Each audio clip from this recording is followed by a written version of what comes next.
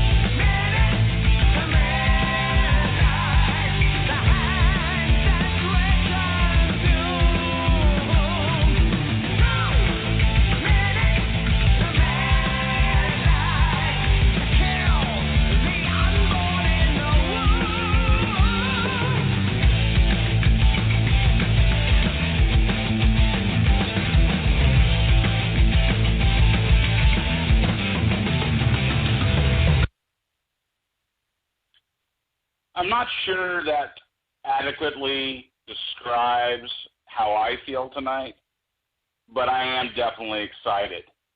And coming off of this last week with the big rivalry game, potential championship clinching NFC West win for the Seahawks to make down in Candlestick the year before it's torn down, it was an exciting time.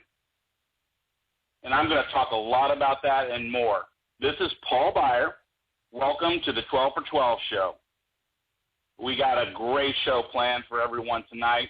Seahawks 12s, 12th men, women, 12th ladies. I like you guys. We're all a big family.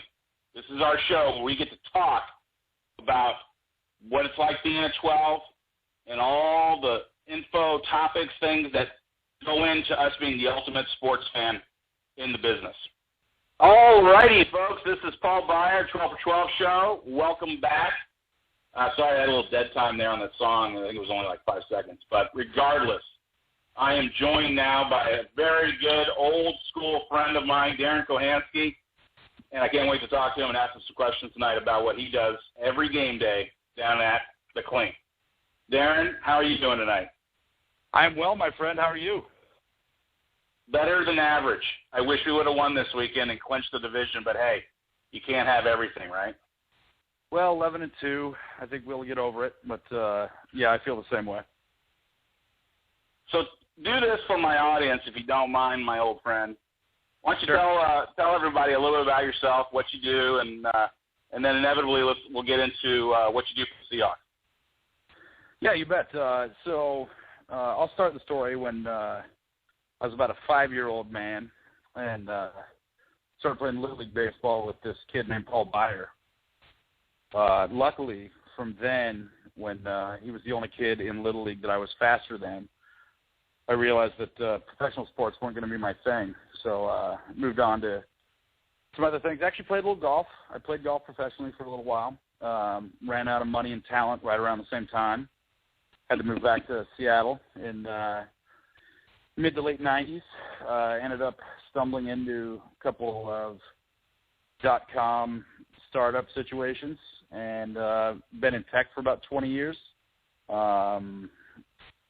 Been in Seattle, lived in a couple other places, but I've come back to Seattle. I'm a married guy. I've got a son named Tash William, and I've actually got, I don't know if you know this, Paul, but I have another child on the way due in May. Booyah! I do indeed. Little breaking news here on the 12s for 12s. But yeah, we've got another one on the way, and I am a mortgage loan officer here in Seattle. Love my Seahawks, love to hate my Mariners, and love my Huskies. Oh, roger that. And just for the audience's sake, Darren is an absolute fantastic golfer.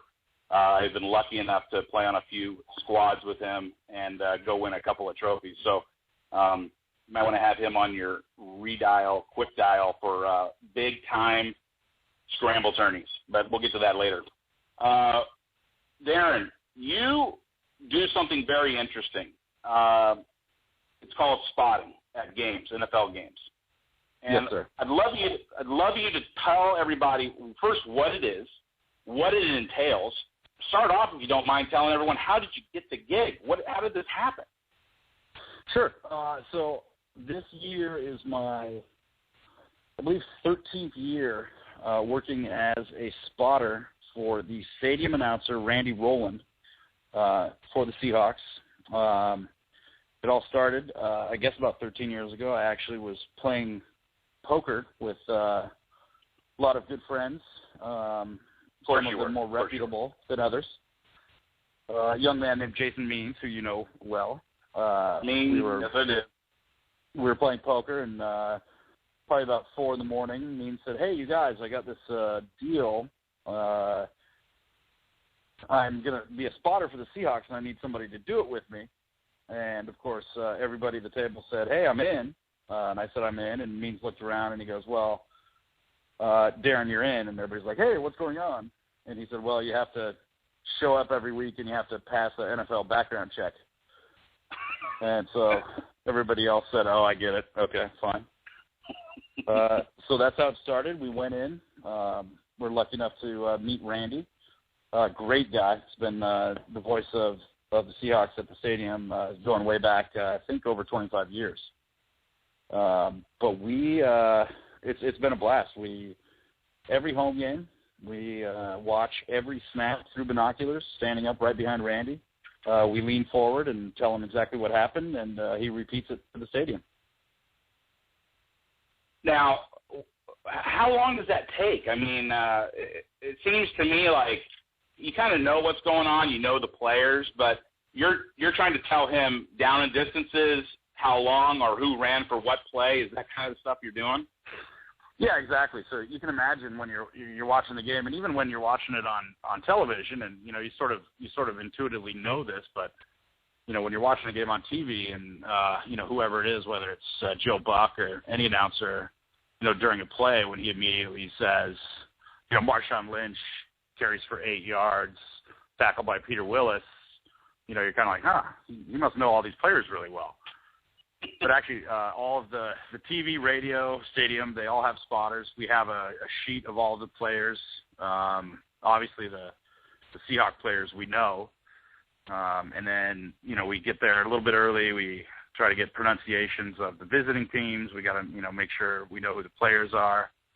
And we literally stand right behind him and lean in and talk right in his ear sort of during the play. And so he announces it right away. Because the announcers have, they're reading the commercials, they're thanking the vendors, they're talking about, the third sack of the night for free jumbo jacks and all that sort of stuff. So they don't really have that information right at their fingertips. So as a mega, I call you a mega fan. I mean, you are tall and you've got some girth to you, like myself. Valid. Not a small gentleman. The question I have is what's it like to sit there and do that job and be a fan of what's going out on the field and not just kind of go crazy, especially in some of the big games that the Seahawks have played in recently? Sure. It's actually pretty funny. We were joking this last Monday night game because, and even the announcers, they're fans. All the guys that get involved in this sort of thing are fans. And, we still remember we joke about the first time we started doing this. And one of the things you'll get a kick out of and everybody always enjoys is, like I said, this is my 13th year doing this. And I just turned 40 about 6 weeks ago. And season. Welcome. Yeah. Absolutely, man. But on my season credential, which I use to get in and out of the stadium and go, walk around the field or do whatever, they have not updated my photograph since my first year doing this when I was 27. I look a little bit different now. Apparently, yes, you do. Large eyeglasses and goatees were very popular back then. You have a little bit more than a goatee, Mike. Well, now, but back then I had a goatee. But so you look like Santa. A little bit. The beard gets wider the bigger it comes in. But I'm still keeping it under Santa, hopefully. All right. But the first day we went and worked in there, the guy who runs the show, he said, "Hey guys, there's no cheering in the control room, no cheering in the press box. This is a professional area." And 95% of the time it is. Everybody just goes about their business. But there are moments when we joked about the Beastquake, and when because the Saints were in town, and we were joking about Randy, the stadium announcer, standing up and banging on the glass in front of it during it, and everybody just losing their minds. But 95% of the time we're very professional and calm in there. But there are those certain moments where that fandom sort of breaks through, and nobody gets too bent out of shape about it. Hopefully not. Well, the Bennett quake this last time had to be interesting as well, I'm assuming. Yeah, that was really fun. But it was short. It was about a 22-yard return, I think. You should know the number. You probably got that in your memory bank. Just right, you could just knock off a whole drive. We got it real quick. We knew it was 22 yards when he returned it, and but unfortunately, the thing we have to do, these 12s are so loud. We have to sort of time when we actually announce things. So after touchdowns, we don't actually announce the actual play that happened until after the extra point, because otherwise it's just a waste of time because nobody can hear anything. That is awesome. That's a little tidbit. Oh yeah. So let's talk about this year's team. To say that we're all excited is an understatement, but oh yeah. From your perspective, and obviously someone that's not necessarily having cocktails during games, you can definitely get a good feel for what's going on. What's your perspective on this year's team and where we're going? I have never seen anything like this, including our Super Bowl year. This team, it's unbelievable to watch. Like I said, we've been able to watch, I guess, 10 plus a few playoff games a year, over the last 13 years, and have not seen a roster that can go out there and dominate all three phases of the game like this one can. I've seen some comparisons and computer simulations going back to, whether the 2005 Super Bowl team would beat this team, and in my opinion, I don't think it'd be close. I think we're seeing something historically great right now, and a lot of it starts with that kid number 3. I think we're seeing one of the all-time greats. From the crowd that you run around with up in the press box, you got some. I'd say you probably run into some pundit guys and national guys from time to time. What's their opinion of Russell? I mean, what are they? I mean, we talked about this last week. A lot of the pundits were trying to enter him into the MVP talk, and it's hard for me to even say because I don't want to be a total homer, but it's tough to beat Peyton Manning and his numbers this year. But is their perspective that he's not necessarily this quote-unquote game manager? He's now entering the playmaking. I mean, we all know he's a playmaker, but in their minds, is he entering that discussion? Well, it seems to me that the national guys that insist on sort of putting him in that game manager mode are being obstinate, trying to keep him where they sort of pegged him even last year. I think there's an ESPN guy, I think Jeffrey Chahida or something like that, and I know that Brock and the guys on ESPN radio have gone back and forth with the guy. And I think what happens with a lot of these guys is they just look at the stats and realizing that, Russell, I believe, I don't have it in front of me, but he's got to be in the bottom 3 or 4 quarterbacks in the NFL for how many times he throws the ball. Mm-hmm. So, I mean, the efficiency he has with what he does with the ball, I mean, it's just unbelievable, I think. And there are a lot of guys. You got Monday night was really cool because you get, it's kind of cool when you're hanging out in the press box. And one of the things we get to do is, you hang out and eat the free food in there and watch football. And you're kind of sitting there and you look and, John Clayton's kind of hanging out over there. And you see, a guy like Jim Plunkett walk by. You see John Gruden walk by. We get to see a lot of Hall of Famers just kind of cruising around in there, and you kind of hear tidbits of what they're talking about.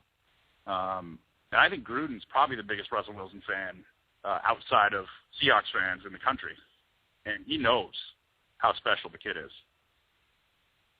And I remember. Go ahead. Oh no, you go ahead. Are you talking about the? I finally, dude, I didn't see it, but I finally saw that the QB camp with Gruden with Russell Wilson. I actually saw it this year, and I looked at that and I watched it, and I remember thinking to myself, how did this kid last till the third round, and how lucky are we that we got him?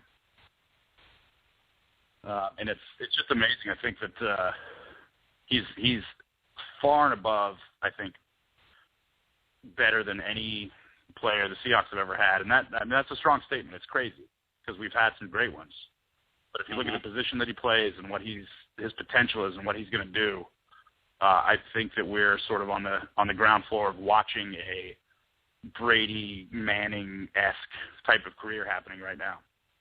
I completely agree with you. I actually even went as far to call him an up-and-coming. I think he's got legend potentially written on him. He's got that innate competitive gene that reminds me of Jordan. I hate saying that because Jordan was so epic as a basketball player, but the competitiveness that he's so focused and he's so driven to be the best. And I think that chip that he carries, where everyone has called him Mr. Short Guy, and I just remember going back and hearing Gruden talk about to Mel Kiper. You're telling me the difference between him and Drew Brees is this much, and he was just doing his fingers real close together. And right, like that makes him a ridiculous pick for the Seahawks. And all those pundits, like you said, are just going by stats, and they're not necessarily looking at that those innate abilities that someone has if you just get to know him a little bit, and he has it. It's just unbelievable. Yep. Yeah, and I like the feature they did a couple weeks ago where they talked about the first time when Schneider talked to Russell and told him that they drafted him, and Russell said, "This is the smartest move you've ever made," and he believes it. He's genuine. That's the crazy thing. It's that right there was. I just can't imagine a young kid saying that to his new boss, and it's just. I love it. Oh, the fact is, I think what helped out more than anything was the fact he played Major League Baseball beforehand, and he was driving around on the bus with older guys, and it's kind of like that old Bull Durham, sitting there in the back with, Nuke Lelouch. There you go. Well, I'm thinking of Costner's character. Sure. Crash Davis. And Crash Davis, and how he taught him and tried to really instill in him that you got to kind of live, all the different, he says the canned lines, it's just one after another cliche when you hear him talk, but it's real. That's the thing, he makes it so real because it is real, and you start to love it instead of, go, God, would you just say something original for once? Oh, sure. But to your point about how real it is, it's like I don't try to, I was a guy, I'm not going to go back and lie. I was a guy last year. I thought it was crazy to think about starting him. I thought, we have Flynn. You've got to give the guy a shot, and see what happens. And it's just unreal to see what happened. And I loved Pete talking about when people say the guts it took for him to name him the starter. And Pete has come out and said, I'm really surprised that you guys think it was strange that we started him, that you didn't see what we saw and that was obvious. That to me is really telling. But I remember early on, and I've got some relationships with some of the guys on the team that are great, and Max Unger is a good buddy of mine. I think one of the best guys you'll ever know in your life. And I remember early on last year in training camp and early on this season, and later Max telling me a story about the first mini camps, and Max was coming off great season and team captain and all this stuff, and they muffed a couple snaps, and Russell Wilson patting him on the ass and telling him, hey, we'll get this next time, during a mini camp, and Max like turning to him and looking at him like, who is this kid talking to me like this? because that's just not how it works in the NFL, you know. But he's been that way since the moment he joined the team. Unbelievable. Now, you do have a relationship with some of the fellas. I think that's pretty cool. Tell us a little bit about the players, you know, just kind of the everydayness and how they are that we don't get to see. And you don't have to get totally specific, but, you know, use your own judgment and tell us a little bit about them. Sure. Yeah, I think I've gotten to become pretty good friends with a few of the guys. I've been, you know, pretty amazed by how great this entire group of guys is. You know, I think we're really lucky to see that. I think if you look at sort of the history of teams, I think you can look at sort of the old Mariners in the 90s and early 2000s, where it was just these, you know, what was their slogan? You got to love these guys. And I think those guys were really true guys that were a great team. And I think the Seahawks right now are those guys. Like I said, Max, you know, is a friend. Here's a perfect example. This summer, there's a charity organization called ProVale, and they work with developmentally disabled kids and adults and help them. They work with the kids, and they also work with employment opportunities for the adults to do these things. And I got involved in it. As you know, my son Cash, who will be 4 in April, has Down syndrome. And, you know, that's its own challenge. And this organization became important to me, and I realized they were having a golf tournament.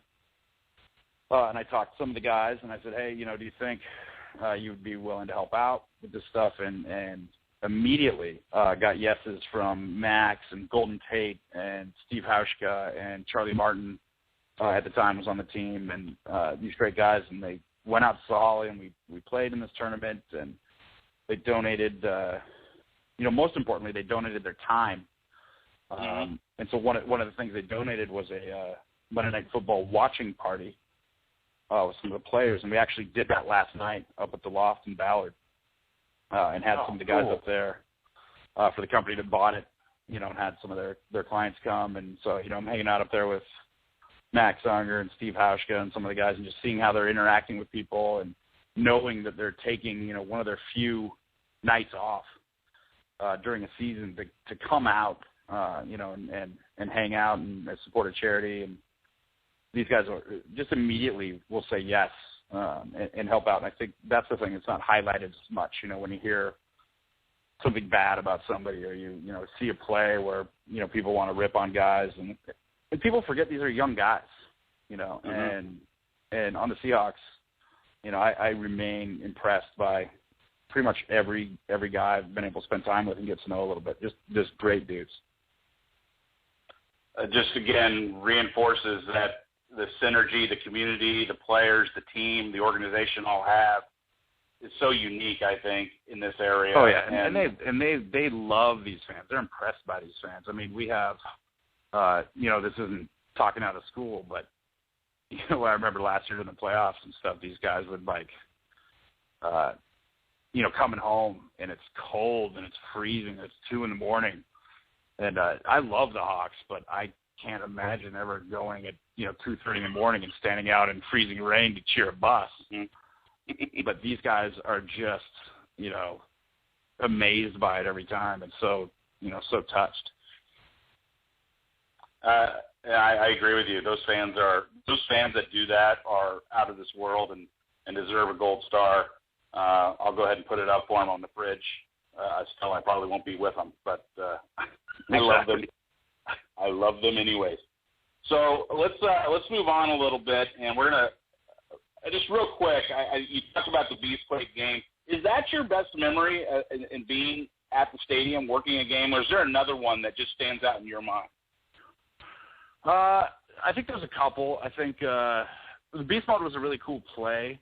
I think that, you know, I don't think we expected much out of that team. Obviously 7-9, and we sort of knew that was our Super Bowl. That was a cool moment, sort of a holy S moment, you know, that everybody sort of, wow. I can think of a couple really cool ones, and one I'm hoping to recreate back in 2005, the NFC Championship game at home. That atmosphere and the noise there. I still think Joe Tafoya is a friend of mine, and I support what he's done with the noise records and all that stuff. I love it. But the atmosphere at that NFC Championship game in 2005 is still the loudest, craziest thing I've ever been involved in. That moment was just amazing. The game, was kind of a blowout. But I remember seeing Joe Buck when they came back from commercial. They had their normal earpieces in. When he came back from commercial, he had the full can. They call them cans, the big earphones on. And the first thing he says when they come back on air is, my God, it is loud in here. That moment, I think, was cool. What year was it? I think it was before that, but it happened to be my birthday. We were playing the Cowboys, and we were down. Some of your listeners will remember this, and me being a Husky and not a fan of the Cougs. Bledsoe was the quarterback for the Cowboys. At the very, very end of a game, we're losing. And I just remember saying while we're up there, I'm like, it's my birthday. We're not going to lose this game. Come on. And Big Play Babs, when he was this was part of his as he got that nickname, he picked a sideline pass, I think must have been under 30 seconds left, off Bledsoe. Returned it a little bit. They trotted out Josh Brown. Things maybe get a little taller tales as we get older, but I'm pretty sure it was still like a 52, 53-yard field goal. And they ran out there and kicked that field goal to win that game. That was a pretty cool moment. The Giants, when Feely was on the Giants, missing a bunch of field goals that had every chance to win that game. Yeah, they ended up winning in overtime. I remember that was pretty crazy. And then also Romo fumbling the snap on that field goal was pretty epic. But I will tell you, as we're working, you were talking about being a fan and actually working. Watching that play through binoculars, what a lot of people forget is that they recovered that ball, and Big Play Babs came around the other side and tackled Romo about a foot short of the first down. And so that easily could have been a first down, and then they could have run clock, and we could have lost that game. I remember yelling to the guys, like, that might be a first down, as people are celebrating. So that sort of brings that together. But that was a very cool moment too. Well, I think all the pundits and media people you have to deal with appreciated your professionalism at that moment. I can honestly tell you that. Well, I wasn't all that professional. I mean, I was still pretty gaga. But then one of my favorite moments, I think, was the Monday night game. Being a golfer and having had the pleasure of meeting the guy a couple times, having Freddie raise that 12th man flag was, I think, my favorite 12th man flag. That is awesome. Ferdy the doctor, the fight doctor, the golf doctor, as I call him. And I sent you a message before the game because I'm not allowed to tell anybody who it's going to be because it's a secret. And thank you for not giving away my secrets when I tell you that. Not a problem. So let's go ahead and jump a little further out here, and let's talk a little bit about this rivalry Niner-Hawks game this last week. And we don't have a ton of time. We got about 25 minutes left, but if you don't mind, just 10 more minutes with me, Darren. The rivalry game, this Hawks 49ers deal, our definition of these two teams, we are browbeater teams. We are physical, and both teams get after one another, and they don't like each other. I think it's obviously very apparent. Sure. Since 2005, we're 15. We hold a one-game lead in the series, 15-14. How do you define this rivalry, and how do you look at it? I think it's great. I think so. The stats I saw, I think we're going back to 2002 when we went into the NFC. I think looking at it, I think we've outscored them by quite a bit. I think we're about to win our 6th division title to their 3. I think we've each been to a Super Bowl and lost in that period. I know a lot of Niners like to point back to 5 Super Bowl titles, and I give them credit for that. That's great. But I think a good measure of the rivalry is going back to 2002 since we've been in the division. Right. I'm not a Niner hater at all. I respect that team. I think they're the only team in the NFC that I'm worried about stopping us getting to the Super Bowl. Mm-hmm. Honestly, I think they're the only. Team that can really give us problems. Going back to this last Sunday's game, I think they played a great game, threw a lot at us, and they were lucky to escape with a 2-point win at home, which I think bodes real well for our squad. But all respect to the Niners. I think they play hard. I'm not a guy that rips Kaepernick. I think Kaepernick's a really talented guy. I remember last year when Smith got hurt, turning to a couple buddies and saying, "Man, I'm worried about Kaepernick. I think he's better than Smith, and I think that Harbaugh is probably the only coach in the NFL besides Pete Carroll that would have the cojones to make that switch." Mm-hmm. And sure enough, he's done it, and the results speak for themselves. They're a real good team. They're highly athletic. They have monsters at different positions. Their front seven is just off the charts, and really they've put together, with the loss of Goldston to Tampa, still an extremely good secondary. It's really the only team that really can match us at all levels. And like you said, I agree with you wholeheartedly. Coming out of there with a 2-point loss, I don't look at it as a moral victory in any way, shape, or form. I look at it as we learned really where we are, because the metric that we can have a couple of things not necessarily go our way, but just not perform at the best level, and they still only get out a 2-point win, tells you immense volumes of how good our team is. And sure. That's really how I saw it. Looking at the Giants game coming up. Let me jump in here. One more thing on the Niners. I think when I dialed in and I heard you talking about the whistles, and especially that play by Crabtree, mm-hmm. The thing that upset me is that I don't if you looked at the replay, the official who was pointing that he was down was actually patting his own bottom. Mm-hmm. I know exactly. Crabtree's bottom was down, and I made the joke. And I said, is that the universal sign for forward progress over? I don't believe so. I think he called him down. And so that definitely should have been reviewable. And actually Mike Pereira, the former head of officiating, who, talks about all the calls on Twitter, interesting follow. I don't agree with him all the time, but he actually tweeted that it should have been a fumble and forward progress wasn't stopped. So just the call of the official pointing down and pointing his bottom doesn't jibe with sort of the progress. They called forward progress. And plays like that have happened in the league, not just our games but other games. And sure. That's a huge deal. That if they just let it play out instead of blowing the whistle there, they can review it and make the right call. And I just see them doing different things where blowing the whistle screws everything up. And really, we recovered the fumble. We would have scored a touchdown on it because our guys grabbed it and were gone going back to the goal line. So that's a huge call. Granted, over the big scheme of things, I still think that game came down to 2 plays, the 51-yard run and the 3rd and 7 conversion on that same drive. But it was a hell of a game any way you look at it. So absolutely. So let's look ahead real quick. Let's talk about the Giants, and we got about 5 minutes left just to give you an idea. The Giants game, I am looking at, we really outmatched them at all levels. They do have a 2-time Super Bowl winning quarterback. They have a 2-time winning Super Bowl coach. They're nicked up in so many different levels. Their offensive line, they're missing 2 guards, a center. Jean-Pierre is probably not going to be playing, but he could.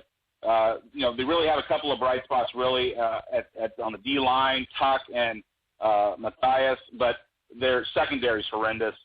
But it's going to be a cold game. It's going to come down to physicality. How do you see us matching up with the Giants? It's one of those games, I think, every year when the schedule comes out, and this year's no exception, I think, last year it happened. It happens every year. You look at the schedule, and being a fan, you sort of start looking at all the games, and you start tallying wins and losses in your head. And on some level that the teams you think are good aren't going to end up being good, and the teams you think are bad are going to end up being a tougher game than you think. I mean, look at all the teams that had Houston and Atlanta on their schedule. Those were supposed. There were people that picked both those teams to the Super Bowl. I think with the Giants, I think the interesting thing is the last time when the Giants went and won the Super Bowl, we went into New York with that big second half, and we pounded them, I think, 35 to 21 or 35-14, something like that. I think they're a team that we can and should beat fairly easily. But it's the NFL. I don't anticipate losing. I think the nice thing is, again, growing up here and being a Seahawks fan my whole life, there's been so many times I've woken up for that 10 a.m. game and turned it on, and ugly starts, and it's not going to be good, and you kind of maybe go back to sleep or doze through the rest of the game. That's not who we are anymore. Right. So I think it's a good matchup for us. I think one of the things about the Giants, if you look at Eli winning a couple of Super Bowls and how they've been able to get there, they are a team, especially those years where they won the Super Bowl, where they can get pressure with four guys on the quarterback. They did it to Brady twice. They do it a lot. And if a team can get pressure with four guys, you can do pretty much anything you want. You can beat pretty much every team, I think. And I think I'm seeing some of that out of the Hawks now. So I sort of look at the Giants model of that. If you can get pressure with four guys, you got a quarterback that can make some plays, you can win Super Bowls. And they showed it. And I think we're showing that. I think Russell definitely makes more positive plays than Eli, but you can't take much away from Eli. I mean, the dude's got 2 Super Bowls. You got it. It reminds me. I'm glad they've basically been eliminated, though, because you definitely don't want to be playing those guys when they're fighting for their lives, because they've shown they come back. Absolutely, they rise up. Coughlin has those guys. As perplexed looking as Coughlin is as a coach, he gets those guys ready to play, and it's pretty amazing. I think we're talking about the defensive front for us and kind of comparing it to those Super Bowl teams. I find it so amazing that the way Clinton McDonald has come around, McDaniel, Mebane, Red holding the edge, but really in the standpoint of our interior tackles, not only getting pressure but getting sacked. I can't remember a Seahawks team that's ever done that. Yeah, I think we had the last guy that I remember, Mebane, I think is a great player. I think he's underrated. I think he's been underrated for a long time, but he's more of a stuffer. I think the last tackle that we really had that got consistent pressure was Rocky Bernard. And sort of, Jason Jones, I guess, had a few games last year. I think Clinton McDonald has been so impressive. For a guy that we cut and then re-signed, being a spotter and watching, every play through binos, you kind of get a feel for a lot of these guys. And McDonald's just a playmaker. I mean, when he's in there, dude can collapse pocket, but he can also chase down from the backside and, just make plays. And he's fast and sure tackler, and he's a great guy. I think McDaniel's played great.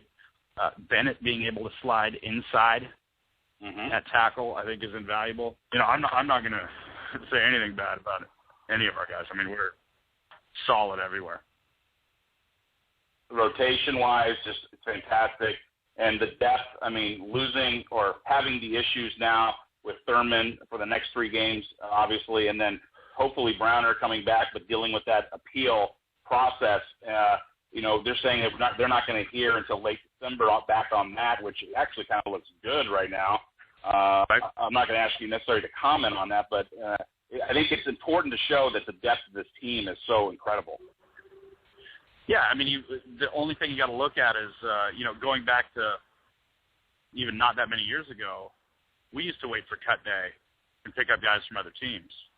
I think, I'm not sure what the exact numbers are, but I know it's in the double digits. I think it's 13, 15 guys that we've cut that are on active rosters in the NFL.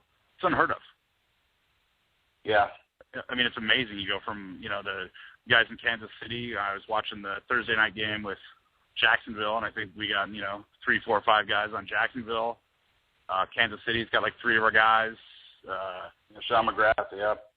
Yeah, I mean, it's fun to watch. And then, Jacksonville's got Winston Guy and Blackman and all those guys. The guy that I'm excited to see step up is going to be O'Brien Schofield's going to be playing some more backer with KJ Wright out. Mm-hmm. And, he is again, been watching this team for a long time. The linebackers played against the Saints. The best I've seen this linebacker group play. It was unbelievable. And it reminded me of the Lofa, Leroy Hill group his rookie year, and D.D. Lewis. People forget about D.D. Lewis, but he did start in the Super Bowl. Absolutely correct. And it goes with the scheme because they have to play off one another. And at the speed, and you know this because you watch these guys, the speed that they play at, it's so amazing that they can think about what they're going to do, have the instinct to do the right thing, and all within the scheme. It's unreal. Oh, yeah. And it's just fun to see. I mean, it's just really fun to watch. You see guys, we've had great players. We've had really good squads, but just to see this group, how they play and how they're there for everybody and everybody comes in and plays great, it's a joy, man. I really believe we're watching history. And I think that you should find the link. I'll maybe find it for you. You can put it up on the 12s for 12 site. But I re-listened to the radio interview for the coach from Wisconsin, who I think is now, where is he, Arkansas or somewhere? I don't know. But when he called into Softy when we drafted Russell, and listening to him talking about Russell, I remember kind of chuckling about it the first time I heard it. But he was talking about he thinks Russell's going to win multiple Super Bowls, and the guy could be the president of the United States, and all this stuff. And this is like the day after we drafted the guy, and how ridiculous it sounded.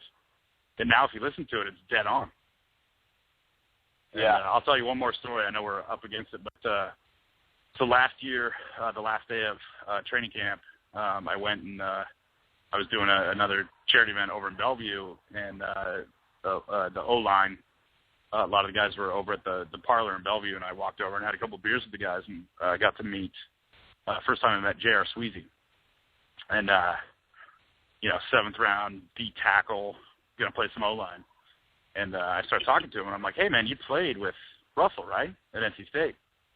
And, JR's, I think this is a fact, but he had never left the state of North Carolina except to play a football game until he came up here after we drafted him.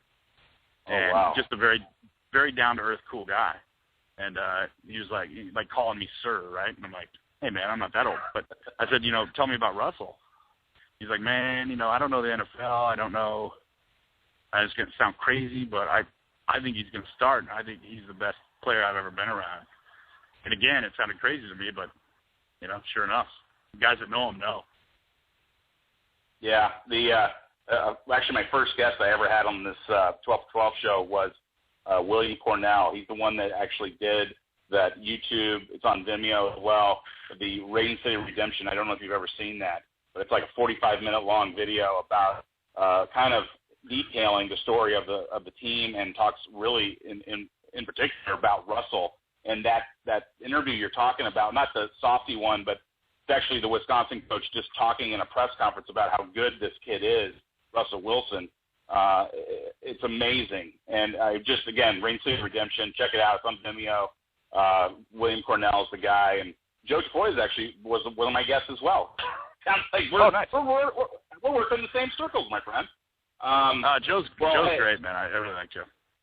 Really nice guy. Really nice for him to take out the time, and I was pressuring him in that interview. Hey, tell me, are we going to get the Saints game? Are we going to be able to do the world record attempt? So he couldn't tell us then, but it was really cool to hear about how that whole process came to be, because it's a lot more complicated than you might think.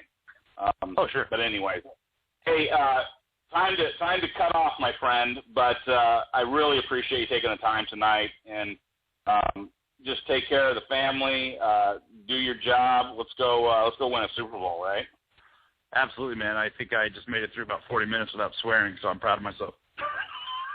and you didn't take a shot of Fireball. I'm pretty sure of that. There you go. Oh yeah, I just might have had a beer, but allegedly. Alleged. Well, you're always my friend. I appreciate it. We didn't necessarily get into the racing story. I think I was able to skip that over. I did lose. Yes, I did lose everybody a race. How far was that race, by the way, that we ran? I can't remember. I believe it was just the first base, but Carl Geisinger, the Tigger, beat us both. But I beat you, so that was the most important thing. That's really all that matters, right? I love you, kid. Good luck with the show, everything, and yeah, let's definitely have a beer soon and go Hawks, huh? Yeah, and everyone, just FYI, not that Mr. D-Train, Darren Kochansky, is not the best guy to follow because he actually is on Twitter, but it's Hey D-Train, at Hey D-Train. Is that correct? That is correct. Awesome. Well, brother, thanks again for being on. Take care of yourself, and let's go get a W against the G-Men, huh? All right, man. Best of the fam. All right, take care. Go Hawks. Go Hawks. All right, everybody, we're going to take a quick little break, come back, finish up the topics of the show. Again, thank you so very much for joining us tonight, and let's take a quick little break.